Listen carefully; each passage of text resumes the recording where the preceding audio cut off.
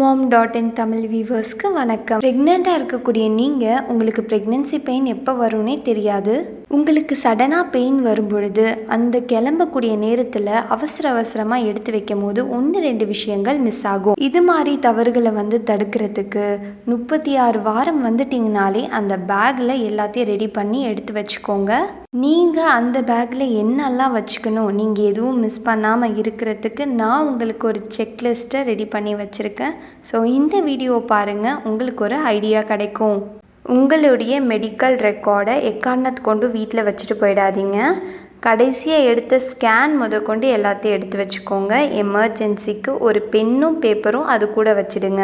நீங்கள் ஏதாவது card use பண்ணுறீங்க, இன்சூரன்ஸ் கார்டு போன்ற விஷயங்கள் இருந்ததுன்னா அதையும் மறக்காமல் கூட எடுத்து வச்சுக்கோங்க. அடுத்ததாக குழந்தைக்கு என்னெல்லாம் தேவைப்படும் அப்படின்றத பார்க்கலாம். ஒரு பிறந்த குழந்தைக்கு என்னங்க தேவைப்படும்? தலையில் போடுறதுக்கு ஒரு கேப்பு, கை உறை, கால் உறை, 4 செட்டு ட்ரெஸ்ஸு, அப்புறம் துடைக்கிறதுக்கு டவலு, போத்துறதுக்கு ஒரு டவலு நல்லா சாஃப்டாக பார்த்து எடுத்து வச்சுக்கோங்க. ரொம்ப வெயில் காலத்தில் உங்கள் குழந்தை பிறக்குது அப்படின்னா ஸ்லீவ்லெஸ்ஸாக இருக்கக்கூடிய ட்ரெஸ்ஸை எடுத்து வச்சுக்கோங்க. இல்லை ரொம்ப குளிர்காலம்னா அதுக்கேற்ற மாதிரி ஸ்லீவ் ஃபுல்லாக இருக்கிற மாதிரி ஒரு ட்ரெஸ்ஸை எடுத்து வச்சுக்கோங்க. அந்த குளிர் தாங்குகிற அளவுக்கு இருக்கணும் குழந்தை. அதுக்கப்புறம் பார்த்திங்கன்னா சைஸும் ஒரு கம்மியான சைஸ்லேருந்து நல்ல ஓவர் வெயிட் சைஸ் வரைக்கும் எடுத்து வச்சுக்கோங்க. சப்போஸ் கம்மியாக பிறந்தாலும் சரி அந்த ட்ரெஸ் கம்ஃபர்டபுளாக இருக்கணும். 4 கிலோவில் குழந்தை பிறந்தாலும் சரி அதுக்கேற்ற மாதிரி ஒரு செட்டை எடுத்து வச்சுக்கோங்க. நீங்கள் ஹாஸ்பிட்டல்லேருந்து வீட்டுக்கு கொண்டு வரும்பொழுதும் எந்த ட்ரெஸ்ஸில் நீங்கள் கொண்டு வரணும் அப்படின்னு உங்களுக்கு ஆசைப்படுற மாதிரி ஏதாவது ட்ரெஸ் இருந்ததுன்னா அதையும் வாங்கி வச்சுக்கோங்க. இது நீங்கள் குழந்தை பிறந்ததுக்கப்புறம் உங்களால் தேடி போய் வாங்கி வாஷ் பண்ணி ரெடியாக எடுத்து வைக்க முடியாது. அதனால் நீங்கள் ப்ரெக்னெண்ட்டாக இருக்கும் போதே இந்த விஷயத்தை வாங்கி வச்சுக்கிட்டிங்கன்னா உங்களுக்கும் குழந்தைக்கும் கம்ஃபர்டபுளாக இருக்கும். பிறந்த குழந்தைக்கு அதிகமாக நெயில் இருக்குங்க, அதனால் நெயில் கட்டுற தேவைன்னா எடுத்து வச்சுக்கோங்க. துடைக்கிறதுக்கு துணி தேவைப்படும். ஐயோ பிறந்த குழந்தையாச்சே கண்ட துணியிலலாம் துடைக்க வேணாம் அப்படின்னு நினச்சிங்கன்னா அதுக்கான ஒரு சாஃப்டான துணியை வாஷ் பண்ணி ரெடியாக எடுத்து வச்சுக்கோங்க. அடுத்து என்ன பார்க்க போகிறோன்னா டயப்பர். நீங்கள் யூஸ் பண்ணக்கூடிய டயப்பர் நல்ல குவாலிட்டியாக வாங்கி வச்சுக்கோங்க. ஹக்கீஸ், பேம்பர்ஸ் அப்படின்னு சொல்லிட்டு ப்ரீமியம் நியூ பார்னுக்கே கிடைக்கும். அதுக்கேற்ற மாதிரி வாட்டர் வைப்ஸ்ன்னு சொல்லிட்டு வாங்கி வைங்க.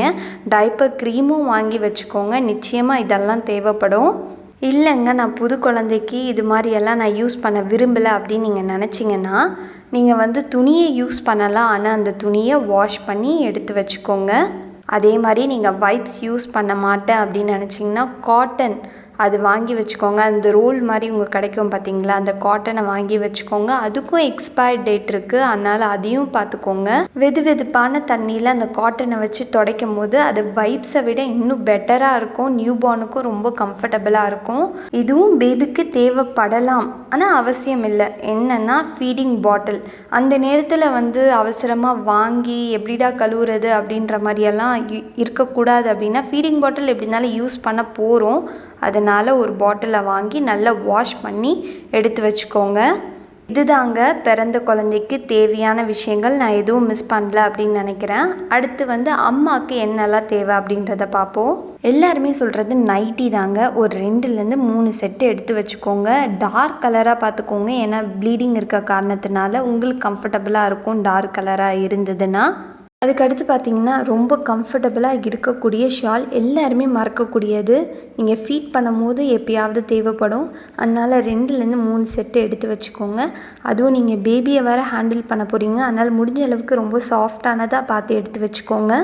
இன்னர்ஸும் மறக்காமல் எடுத்து வச்சுக்கோங்க. அதுவும் உங்களுக்கு எவ்வளோ தேவைப்படுமோ உங்களுடைய கம்ஃபர்டபுளுக்கு ஏற்ற மாதிரி எடுத்து வச்சுக்கோங்க. சானிட்டரி பேடும் ஒரு செட்டு வாங்கி வச்சுக்கோங்க. இதெல்லாம் நம்ம ஊருக்கு போகும்போது எப்படிங்க பேக் பண்ணுவோம், அது மாதிரி விஷயங்களெல்லாம் எடுத்து வச்சுக்கோங்க.